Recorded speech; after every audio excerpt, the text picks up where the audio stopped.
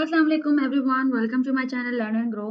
तो ये है फोर्थ क्लास बूलियन लॉजिक की और आज की क्लास में हम लॉजिक स्टेटमेंट जनरेट करना सीखेंगे कि किस तरह एक लॉजिक सर्किट से हम स्टेटमेंट बना सकते हैं। तो आइए स्टार्ट करते हैं। तो सबसे पहले आपके सामने एक एंड गेट है और हमने हर एक लॉजिक गेट की लॉजिक नोटेशन लिखना सीखी थी।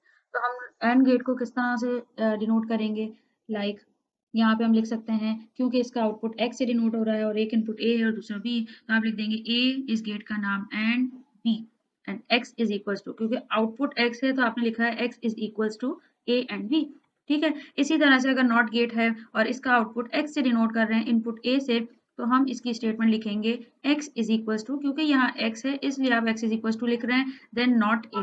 ठीक है, लाइक इस गेट का नेम आपने लिख दिया और उसके बाद उसका इनपुट। अगर हम इन दो गेट्स को कंबाइन करते हैं जैसे कि यहाँ पे हो रहा है, और अब इन दोनों गेट्स के जो इनपुट हैं, इस कॉम्बिनेशन सर्किट का जो इनपुट है वो a और b है और आउटपुट x है, तो अब हम इस सर्किट की लॉजिक स्टेटमेंट कैसे लिखेंगे? क्योंकि मैंने इसके इंटरमीडिएट पॉइंट को d से रिप्रेजेंट किया है, तो हम कहेंगे कि d is equals to a and b, क्योंकि d आउटपुट है इस एंड गेट का, तो आपने इस एंड गेट की लॉजिक नोटेशन यहाँ लिख दी।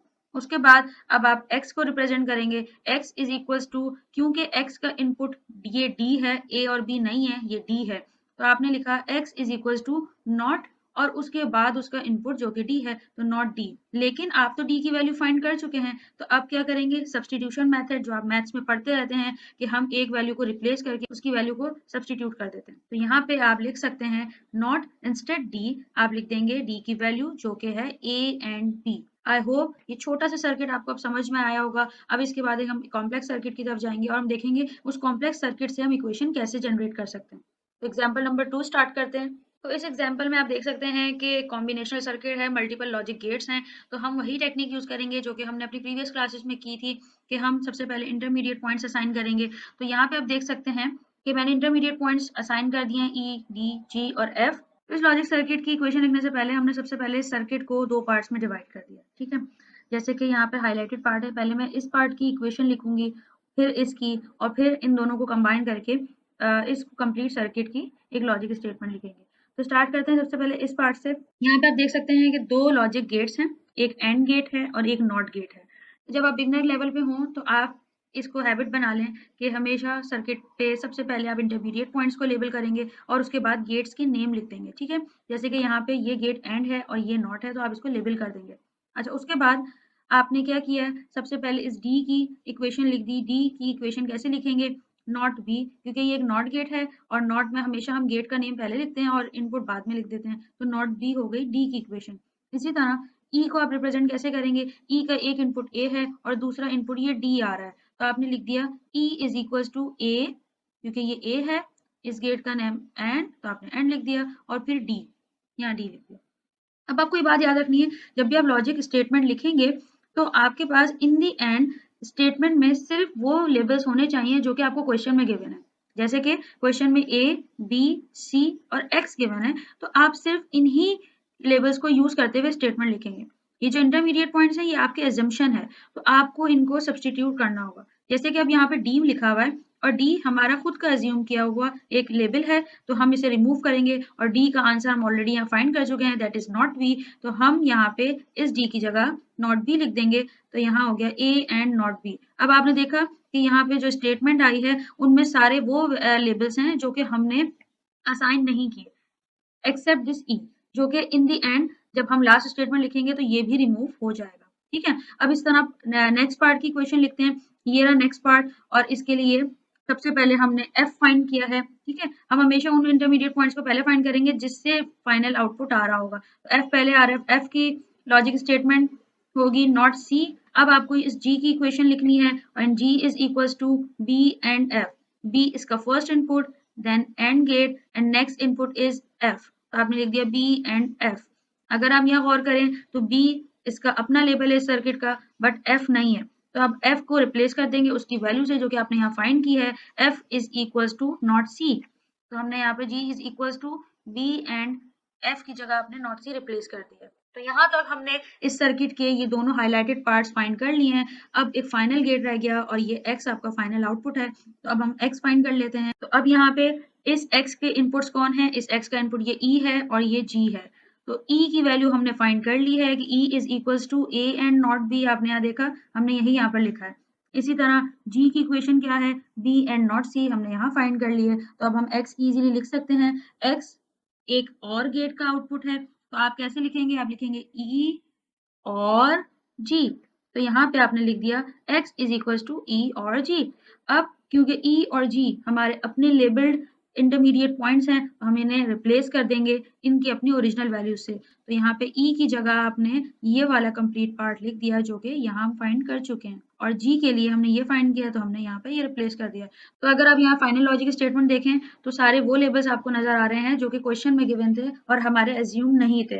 तो इसको सक्सेसफुली सॉल्व करने का तरीका यही है कि आप उन वेरिएबल्स को रिमूव करते जाएं, उनकी वैल्यूज को सब्स्टिट्यूट करते जाएं जो कि आपने असाइन की थी, and in the end you will have the final logic statement. ये जरूरी नहीं है कि जैसे मैंने यहाँ पे कंप्लीट आपको सर्किट ब्रेक करके दिखाया है आप इसी तरह एग्जाम में सॉल्व करेंगे। आपको ना इन्हें हाईलाइट्स करने की जरूरत है, ना अलग से सर्किट ड्रॉ करने की जरूरत है, ना इतनी डिटेल्ड कैलकुलेशन करने की जरूरत है।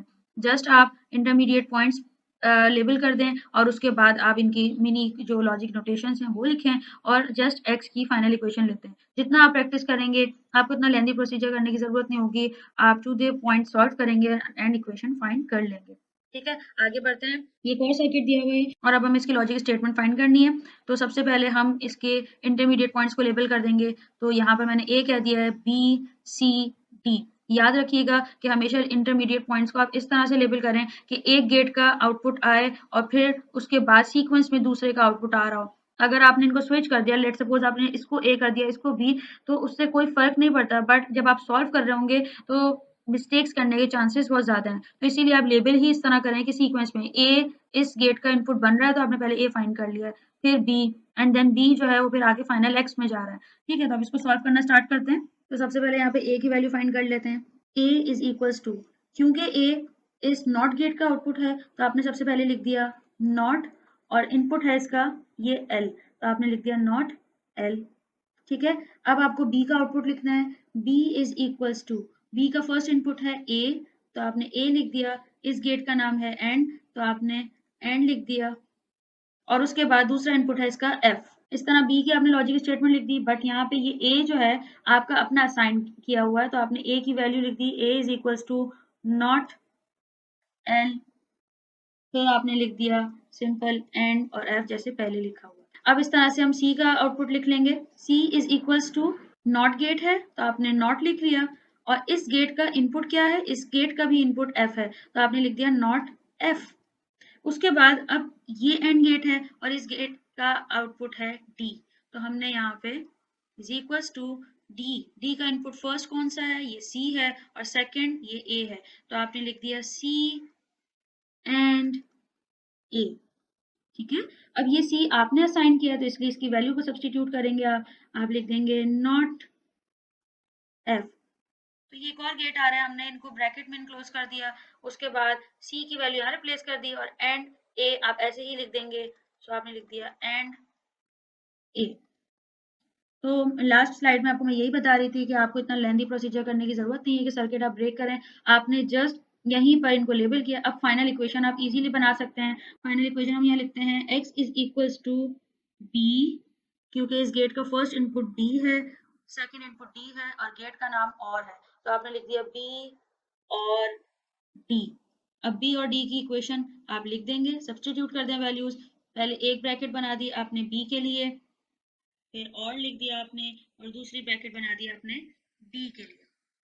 ठीक है, b इज इक्वल्स टू, सबसे पहले और ब्रैकेट बना रहे हैं हम ताकि हम गेट्स को डिफरेंशिएट कर दें, नॉट एल एंड एफ। ये हो गई b की वैल्यू, और d की हमने यहाँ फाइंड की है नॉट एफ एंड ए। ठीक है, so this is your final equation. I hope आज की वीडियो आपको बहुत अच्छी लगी होगी। Do practice. If you find any question, just leave a comment below. Take care, students. Must subscribe my channel and click on the bell icon. Allah Hafiz.